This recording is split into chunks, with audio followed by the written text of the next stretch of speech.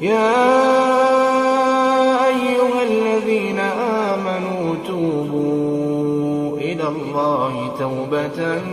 نصوحا عسى ربكم أن يكفر عنكم سيئاتكم ويدخلكم جنات تجري من تحتها الأنهار يوم لا يخزي الله النبي والذين آمنوا معه نورهم يسعى بين أيديهم وبأيمانهم يقولون ربنا أتمم لنا